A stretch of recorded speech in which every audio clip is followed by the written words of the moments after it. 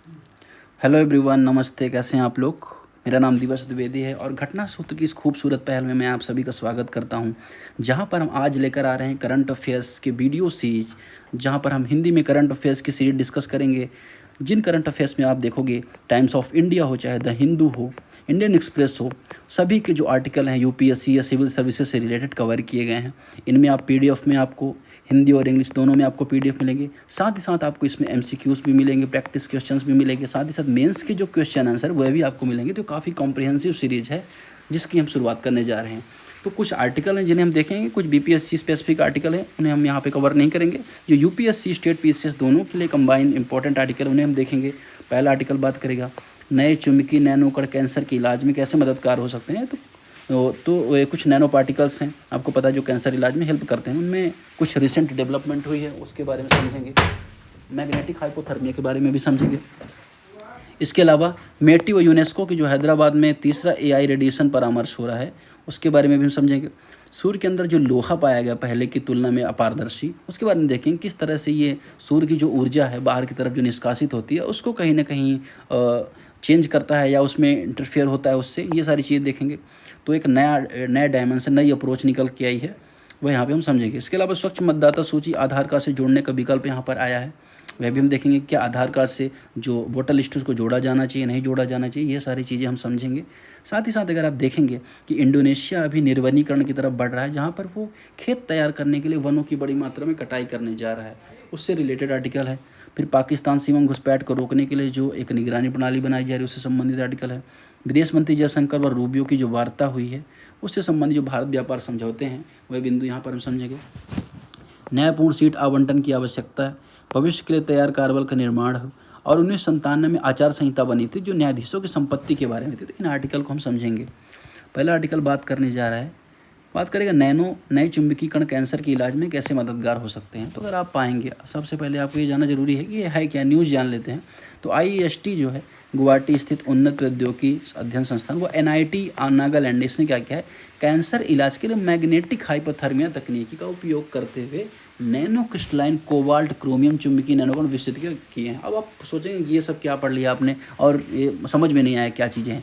तो आप देखोगे मैग्नेटिक हाइपोथर्मिया, एक एक करके चीज़ों को सिंप्लीफाई करते हैं। मैग्नेटिक हाइपोथर्मिया क्या है? अगर मैग्नेटिक हाइपोथर्मिया की बात करो तो ऐसी टेक्निक है जिसमें खास तरह के छोटे नैनोकण या छोटे चुंबकीय कण, मैग्नेटिक कण बनाए जाते हैं। अब ये क्यों बनाए जाते हैं?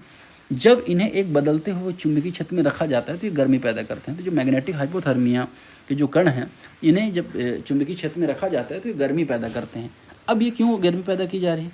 गर्मी पैदा इसलिए की जा रही है कि जो कैंसर सेल्स हैं इनको मारा जा सके। कैंसर जो सेल्स हैं वो 46 डिग्री टेम्परेचर जब बढ़ने के बाद क्या ये मर जाते हैं। लेकिन अब आप सोचोगे कि जो नॉर्मल सेल्स हैं उनमें भी कुछ इम्पैक्ट पड़ सकता है, तो उनमें इम्पैक्ट नहीं पड़ेगा। यहाँ पे कैंसर सेल्स मरेंगे, जो अदर सेल्स हैं, जो टिश्यूज़ हैं या ऊतक हैं, उन पे कोई इसका नेगेटिव इम्पैक्ट नहीं पड़ेगा। तो ये तो बात होगी मैग्नेटिक हाइपोथर्मिया की बात।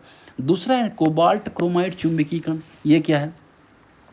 अब ये अगर आप बात करो कि जो कोबाल्ट क्रोमाइट एक प्रकार का, अगर आप देखो, मैग्नेटिक मटेरियल होता है जिसका जो फार्मूला होता है COCr2O4 होता है। आप इसमें बात करो जो कोबाल्ट क्रोमाइट होता है एक फेरोमैग्नेटिक पदार्थ होता है। तो आपको ये पता होना चाहिए कि क्या होता है, फेरोमैग्नेटिक पदार्थ होता है ये, ठीक है। ये कैसा होता है कि चुंबकीय क्षेत्र में एक स्ट्रॉन्ग रिएक्शन देता है, मजबूत प्रतिक्रिया देता है। तो ये चीज़ आपको यहाँ पर समझनी है, ठीक है।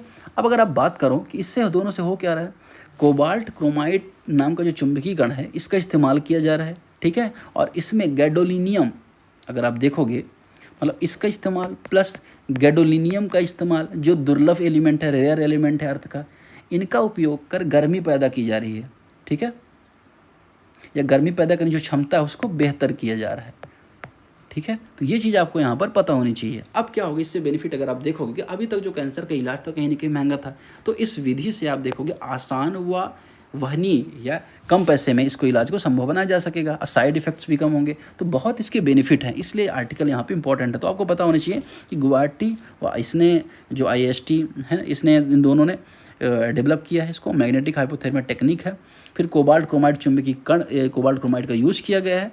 और इसमें क्या किया जा रहा है कि जो सेल्स होती हैं उनको गर्म किया जा रहा है 46 डिग्री के आसपास तक, जहाँ से क्या किया जा सके, जहाँ से जो कैंसर सेल्स हैं उनको खत्म किया जा सके। तो यहाँ पे फोटो है जो कि आप देखोगे नैनो पार्टिकल का यूज़ करके दवा देना हो चाहे थेरेपी देना हो, बहुत सारी चीज़ें उपयोग में होती हैं। तो ये आपने यहाँ पे ये सारा देखा, उसी के बारे में यहाँ पे पूरा इंट्रोडक्शन है जिससे आप यहाँ पे समझ सकते हैं। तो आपको यहाँ पे जो मैंने आपको बताया सारी चीज़ें आपको यहाँ पर समझने में मिल जाएगी। फिर अगर आगे आप बात करोगे तो आप पाओगे कि क्यों उपयोगी है। तो आपको पता होना चाहिए कि कैंसर का इलाज जो बहुत महंगा है, जो एक क्लास के लोग ही उसे करवा सकते हैं, लेकिन इसको कम करना, इसके खर्चे कम करना ये बहुत आवश्यक हो गया था। इसलिए क्या है, इसको विकसित किया गया, जो आगे चल कहीं ना कहीं एक बहुत इंपॉर्टेंट कदम साबित हो सकता है। फिर आप इसकी कुछ विशेषताएं आपको देखने को मिलेगी, जो मैंने आपको बताया कि CaCr2 कॉन्स्टिट्यूशन विधि का उपयोग होगा। उपयोग विधि के बारे में मैंने आपको बताया, गर्मी उत्पादन के बारे में मैंने आपको बताया, कोशिका मृत्यु नेक्रोसिस जो होती है, जबकि आसपास के स्वस्थ ऊतक सुरक्षित रहते हैं, तो नेक्रोसिस कोशिका मृत्यु को बोला जाता है। ये आपको पता होनी चाहिए। शोध संस्थान के बारे में मैंने आपको बता दिया। अब अगर आप देखोगे एक और चीज़ है यहाँ पे, जो आपको जब MCQ बनेगा या क्वेश्चन बनेगा UPSC यहाँ पे कंफ्यूज कर सकता है। उसमें यह बोल सकता है कि भारत ने हाइपोथर्मिया जो टेक्निक है आयरन ऑक्साइड नैनोकण के साथ डेवलप की है, ठीक है। तो क्या सही स्टेटमेंट? नहीं, गलत है स्टेटमेंट। भारत ने क्या कोबाल्ट क्रोमाइड के साथ डेवलप किया है, ठीक है। यहाँ पर जो यूरोप है और जापान, ये आयरन ऑक्साइड नैनोकण के साथ यूज़ करके मैग्नेटिक हाइपोथर्मिया पर काम चल रहा है। तो वहाँ पर ऑलरेडी काम चल रहा है आयरन ऑक्साइड का यूज़ करके, लेकिन यहाँ पर क्रोमाइट वाली बात हो रही है। तो इन दोनों पे जो डिफरेंस है आपको यहाँ पे थोड़ा सा पता होना चाहिए, क्रोमाइट कोबाल्ट और किसका है, और जो आयरन ऑक्साइड की तरफ से आयरन ऑक्साइड का यूज़ कर किसका हो रहा है। तो भारत के नवाचार कोबाल्ट क्रोमाइट के प्रयोग से अधिक ऊष्मा दक्षता व कम विषाक्तता पैदा करेगा। तो ये सारी चीज़ें यहाँ पर हमने इस आर्टिकल में देखा। अगला आर्टिकल बात करेगा मेटी और यूनेस्को हैदराबाद में आयोजित करेंगे तीसरा AI रेडीनेस परामर्श। आपको पता होना चाहिए कि जो AI रेडीनेस है, artificial intelligence readiness assessment methodology AI RAM, ये क्या संयुक्त पहल है। तो AI रैम अगर आप बात करोगे ना, तो AI जो रैम है या ये जिसकी बात कर रहे हैं, ये किसकी पहल है? मेटी और यूनेस्को की क्या संयुक्त पहल है। क्यों? भारत में क्या हो रहा है कि ये जो समिट हो रहा है, पहले आपको ये जान लो कि ये समिट क्यों हो रहा है। ये समिट इसलिए हो रहा है कि भारत में जो वर्तमान स्थिति है कि भारत AI का उपयोग करने के लिए कितना तैयार है, उसका असेसमेंट करना। फिर इसके अलावा और क्या हो रहा है, जिसमें इकिगाई लॉ एक कार्यान्वयन साझेदार, यह परामर्श नई दिल्ली और बेंगलोर आयोजित 2 पूर्व सत्रों के बीच हो रहा है। तो ऑलरेडी ऐसे दिल्ली और बेंगलोर सत्र हो चुके थे, अभी ये हो रहा है तीसरा जो हैदराबाद में होने वाला है टी वर्क में। तो ये आपको पता होना चाहिए। फिर कृत्रिम बुद्धिमत्ता के बारे में यहाँ पे पता होना चाहिए कि कृत्रिम बुद्धिमत्ता क्या है, जो मानव बुद्धि का अनुकरण है, जिसे मनुष्य की तरह सोचने सीखने क्षमता के लिए प्रोग्राम किया जाता है। दृष्टिया इस द्वारा इन्फोग्राफिक से बनाया गया है, तो इनका क्रेडिट उन्हें जाता है, लेकिन बहुत अच्छा है। इसमें आप देख सकते हैं जो डेवलपमेंट है किस तरह से AI का हुआ है, जहाँ पे आप देखो 2023 से जनरेटिव AI बूम प्रभुत्व तकनीकी AI मॉडल जारी किए गए। फिर जो प्रमुख तकनीकी हैं AI आधारित मशीन लर्निंग हो, चाहे डीप लर्निंग हो, न्यूरल नेटवर्क हो, नेचुरल लैंग्वेज प्रोसेस हो, कंप्यूटर विजन हो, कॉग्निटिव कंप्यूटिंग होती है, किस तरह से क्या है ये प्रमुख तकनीकियाँ हैं। अनुप्रयोग देखो कहाँ कहाँ होते हैं, स्वास्थ्य क्षेत्र हो, वित्त क्षेत्र हो, परिवहन हो, विपणन हो, ग्राहक सेवा, शिक्षा, कृषि, साइबर सुरक्षा, ऊर्जा, सब जगह उपयोग है। चिंताएं भी आपको पता है कि डीप फेक किस तरह से गलत फोटो बना, गलत चीज़ों का इस्तेमाल किया जाना, फिर गोपनीय मुद्दे, साइबर सिक्योरिटी हो, नेशनल सिक्योरिटी हो, तो बहुत सारी चीज़ों पर आपको देखने को मिलेगा इसका। फिर विनियमन रेगुलेशन की बात है तो वैश्विक स्तर पर आप देखोगे वैश्विक भागीदारी GPI 2020 में प्रारंभ हुई थी। ब्लेचली डिक्लेरेशन थी, आपको इंपॉर्टेंट है, कभी कभी आ सकता है। ब्लेचली डिक्लेरेशन किससे संबंधित? AI पर रेगुलेशन संबंधित है। फिर G20 नई दिल्ली लीडर्स डिक्लेरेशन हुआ। भारत AI में अगर बात करो तो AI 201 के लिए राष्ट्रीय रणनीति बनाई गई। AI फॉर ऑल स्वस्थ शिक्षण ऑनलाइन कार्यक्रम है। भारत द्वारा GPI शिखर सम्मेलन 2023 आयोजित किया जा रहा है, ठीक है। US इंडिया आर्टिफिशियल इंटेलिजेंस पहल भी आयोजित की गई। Airavat AI research analytics knowledge super fusion platform super computer, ये भी यहाँ पर है। तो AI राम के बारे में भी यहाँ पे बताया गया किसकी किसकी पहल, इसके बारे में हमने ऑलरेडी देखा, ठीक है। यह पहल एक संरचित रिस्ट्रक्चर्ड नैतिक एथिकल बहुहितधारक मल्टी जो वो हैं स्टेक होल्डर्स पद्धति का उपयोग करके भारत केंद्रित नीति रिपोर्ट विकसित करने में सहायक है। इसका उद्देश्य है नीति निर्माताओं, तकनीकी विशेषज्ञों, शिक्षाविदों, नागरिक समाज सहित सभी हितधारकों को शामिल करना। तो ये तो बात हो गई किसकी, इसकी, ठीक है। अगला आर्टिकल बात कर रहा है, अब यहाँ पर ये सारी चीज़ यहाँ पर आपको चर्चा में दी हुई है कि इसके फायर चैट कौन शामिल है इसमें, पैनल जो भागीदार है वो कौन है, ठीक है। ब्रेक आउट थीम्स है, तो कुछ प्रीलिम्स इंपॉर्टेंट फैक्ट नहीं है, ऐसे परफेक्ट नहीं आते हैं, लेकिन आप यहाँ पे देखोगे इंडिया जो AI मिशन है उसके बारे में अगर आप देखो यहाँ पर इंडिया AI मिशन वित्त पोषण, तो आप देखोगे कैबिनेट द्वारा मार्च 2024 में स्वीकृत हुई आवंटन 10,371 करोड़ का आवंटन हुआ है। तो ये सारी चीज़ें हमने इस आर्टिकल में देख ली। अगला आर्टिकल बात करेगा यहाँ पर सूर्य के अंदर मौजूदा लोहा पहले की तुलना में अधिक पारदर्शिता हो गया है। तो अब इसके बारे में आप समझोगे तो आपको पता है कि अपारदर्शिता क्या होती है। तो आपको पता होना चाहिए कि भाई अपारदर्शिता का मतलब ये है कि कोई पदार्थ या कोई प्रकाश ऊर्जा को कितनी मात्रा में रोक सकता है, अवशोषित कर सकता है। मतलब अगर अपारदर्शी है तो इसका मतलब ये है कि ज़्यादा रोक रहा है। पारदर्शी मतलब जाने दे रहा है कहीं ना कहीं। सिंपल लैंग्वेज में आप बात करो तो पता चला है कि जो लोहे की जो परत है अपारदर्शी है, ठीक। इससे क्या हो रहा है, कम रोशनी बाहर आ पाएगी, ठीक है। अब अगर आप बात करो कि शोध क्या कहता है, तो आपको यहाँ पे आप देखोगे कि नवीन शोध से पहले सूर्य के अंदर लोहा पहले के आंकड़ों की तुलना में काफ़ी अधिक अपारदर्शी है। यह खोज मौजूदा सौर मॉडलों को चुनौती देती है। सूर्य के तत्वों की अपारदर्शिता प्रोफाइल खासतौर पर लोहा के दोबारा मूल्यांकन की मांग करती है। यह अध्ययन नेचर पत्रिका में प्रकाशित हुआ। अमेरिका के सैंडिया राष्ट्रीय प्रयोगशाला एक्सरे स्रोत अत्याधुनिक स्पेक्ट्रोमीटर को उपयोग किया गया। तो ये तो बात हो गई। फिर यहाँ पर बात कर पारदर्शिता की बात कर रहा है, तो मैंने आपको समझाया। नाभिकीय संलयन के बारे में अगर आप देखेंगे तो आपको पता होना चाहिए कि सूर्य के अंदर अलग अलग परत पाई जाती हैं, चाहे कोर है, रेडियोएक्टिव जोन है, कन्वेक्शन जोन है, फोटोस्फीयर है, क्रोमोस्फीयर है, ट्रांजिशन जोन है, कोरोना है। तो अलग अलग लेयर सूर्य में पाई जाती हैं। अब इन अलग अलग लेयर्स की अलग अलग विशेषताएं होती हैं, ये भी आपको पता है। अगर आप बात करो कोर की, तो कोर में आपको पता है कि नाभिकीय संलयन होता है, न्यूक्लियर फ्यूजन होता है। नाभिकीय संलयन में आप देखोगे हाइड्रोजन जो है हीलियम में बदलती है और इससे विशाल मात्रा में ऊर्जा उत्पन्न होती है, जो जनरली एक स्टार्स में होता है, एज इट इज सूर्य में भी हो रहा है। फिर दूसरा अगर आप बात करोगे रेडियो एक्टिव जोन या विकिरण जोन में, यहाँ से क्या होता है कि रेडिएशन क्या है बाहर की तरफ जाता है, ठीक है। और ऊर्जा निकलने में कोर से तो बहुत साल लग जाते हैं, लेकिन यहाँ से क्या रेडिएशन निकलता है। फिर आप बात करो कन्वेक्शन जोन की। कन्वेक्शन जोन में क्या संवहनी धाराएं चलती हैं, जैसे इक्वेटर में चलती हैं, ऊपर जाके नीचे बैठना। तो संवहनी धाराओं के माध्यम से क्या होता है कि पृथ्वी तक जो है सूर्य जो प्रक्रिया सूर्य की सतह पर ऊर्जा पहुँचाती है। तो इस माध्यम से क्या होता है, जो यहाँ की जो ऊपरी सतह है वहाँ तक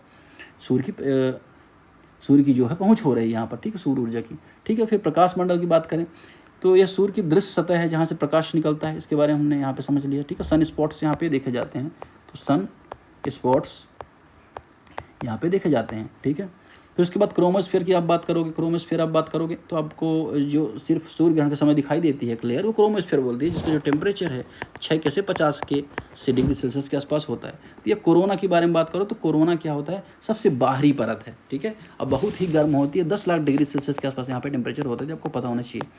और सबसे कम घनत्व वाली गैस है, यहाँ से सोलर वाइंड का भी एक स्रोत है। तो सूर्य की जो सौर पवन है उसका स्रोत क्या है, कोरोना है। तो ये चीज़ हमने यहाँ पर सारी चीज़ें देख ली।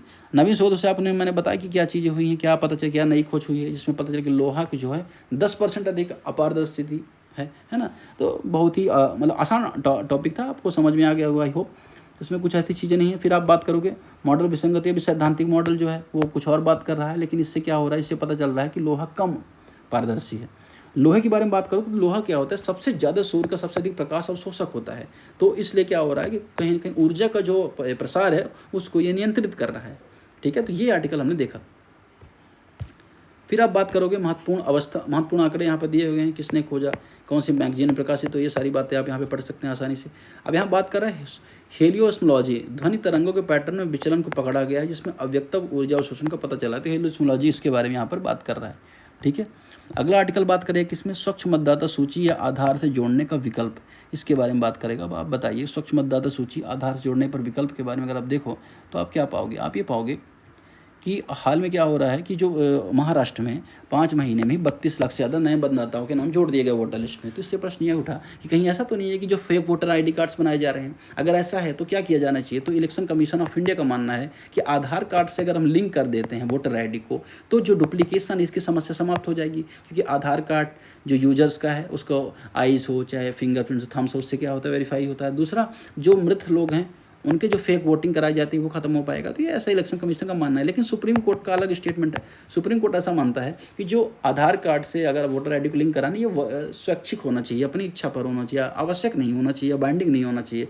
तो ये इससे संबंधित ये आर्टिकल है जो कहीं ना कहीं अगर आप देखोगे पॉलिटी के GS2 सेक्शन के अलावा GS4 को भी देखता है। अगर आप बात करोगे मुख्य विशेषताएं महाराष्ट्र चुनाव के बारे में मैंने आपको बता दिया, मुख्य विवाद का मैंने कारण भी बता दिया, आपको पता होना चाहिए। मतदान प्रक्रिया, वोटर ID के बारे में इलेक्टोरल फोटो आइडेंटिटी कार्ड बोला जाता है, वोटर ID इपिक को।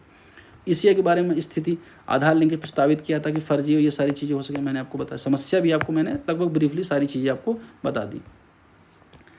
अगर आप बात करोगे यहाँ पर क्या उद्देश्य, क्या उद्देश्य है कि डुप्लीकेट जो नाम है उनको हटाया जाए, है ना, कि जो डुप्लीकेट नाम है उनको हटा दिया जाए, डुप्लीकेट नाम को। इसके अलावा अगर आप देखो सटीक जो मतदाता उनके आंकड़े आ जाएँ, प्रॉपर आंकड़े आ जाएँ, ठीक है। तीसरा साफ सुथरी लोकतांत्रिक प्रक्रिया स्थापित की जाए, फर्जी मतदान को रोका जाए, ठीक है। तो ये सारी बातें हमने यहाँ पर देख ली, ठीक है। लेकिन साथ साथ कुछ मुद्दे हैं, जैसे एक तो गोपनीयता का मुद्दा है कि आप देखें आधार कार्ड का डाटा लीक हो गया था, फिर वोटर ID से रिलेटेड और समस्याएं निकल के आ सकती हैं। फिर आप देखोगे फर्जी निष्कासन का दर है, कानूनी संतुलन है, बेहतर कानूनों का अभाव का होना, ये सारी चीज़ें हैं। तो कहीं ना कहीं ये सारा इशू इसमें था। ऐतिहासिक संदर्भ में देखें, डॉक्टर BR अम्बेडकर ने 1949 में संविधान सभा में कहा था मतदाता सूची पवित्रता ही भारत के लोकतंत्र की नींव है। तो यहाँ से आप क्या है क्वेश्चंस की भी जो अगर आपसे मेंस का प्रश्न आता है तो यहाँ से आप शुरुआत इसकी कर सकते हैं। ये सारी बातें हमने यहाँ पे देखी। तो ये जो सुप्रीम कोर्ट जजमेंट है वो मैंने आपको बताया यहाँ पर मैंशनड है, ठीक है।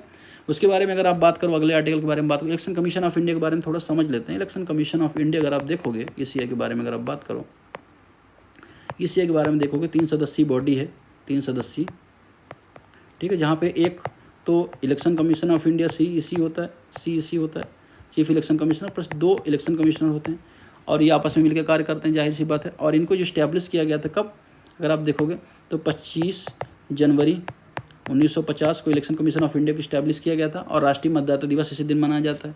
इनका बेसिक कार्य अगर आप देखें, चुनाव कराना, मतदाता सूची बनाना, सुधारना, राजनीतिक दलों को मान्यता देना, आचार संहिता लागू करना और मतदाता जागरूकता अभियान चलाना, ये तो इनका कार्य हो गया, ठीक है।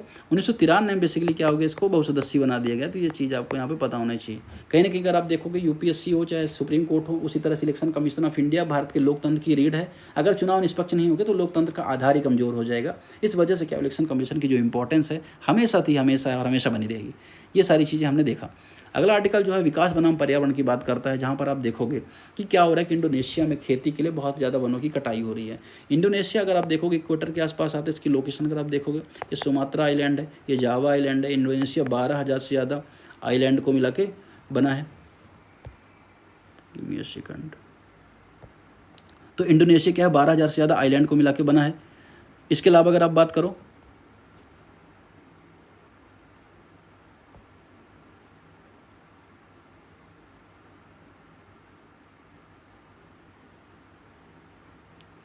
इसके अलावा तो ये आर्टिकल हम नेक्स्ट वीडियो में देखते हैं।